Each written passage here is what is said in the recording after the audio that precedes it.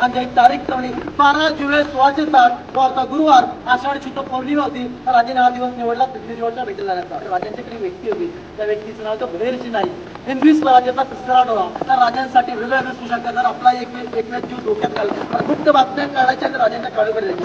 अहो राजे, तुम्ही कडच्या पायथ्याला सिद्धीच्या भेटीला चालला, तुमचा जीव धोक्यात आहे. आता भाडे इकडे मारले जात आहेत आणि किल्ला आपल्या हातून जातोय. काही नाही राजे, इतकी वेळ थांबला, अजून 2 दिवस थांबू, पण तुमची मला 2 दिवसाची वेळ द्या. आता मी तुम्हाला मार्ग दाखवतो, तुमची जबाबदारी माझ्या खांद्यावरती घेतो, पण तुम्ही सिद्धीच्या भेटीला जायचं नाही. राजे मला फक्त 2 दिवसाची वेळ द्या. राजे त्यांना 2 दिवसाची वेळ दिली. तरी हा मार्ग दाखवला राजदंडी मार्ग. इथून बाहेर पडला तर माझे 7 पठार आहेत. ही 7 पठार ओढण्याची 5 ते 6 किलोमीटर एक पठार, त्यांचा जंगलाचा रस्ता, नरपेवाडी, धनगरवाडा, पांढरपाणी, 52 किलोमीटर त्यावेळेचा खेळणा, आत्ताचा विशागर किल्ला, त्यावेळेची कोडकिंड आणि आत्ताची 52 किंड. राजा आपल्याकडे पर्याय नाही, याच मार्गातून बाहेर पडावं लागेल. राजांना माहिती होतं जर आपल्या 1000 माळे एका ठिकाणी थांबले गेले तर सगळेच मारले जातील. तर माझे भावळे स्वराज्यासाठी एक मावळा मिळवलेला आहे. जबाबदारी आपल्यावरती आहे, माझ्या भावंडांसाठी. त्यांना पहिला गडा बाहेर आणि राजाने हा मार्ग निवडला. पण सिद्धीच्या भेटीला जाणार कोण? त्याचं गाव होतं नेवापूर. या गावचे राहणार रहिवासी शिवा नाही म्हणजे शिवा काशी यांना गडावरती आणलं की तुम्ही राजांसारखा दिसता, आम्ही तुम्हाला संधी देतोय, त्यामुळे शिवाजी राजे म्हणून सिद्धीच्या भेटीला जाल का? तो म्हणला राजांसाठी,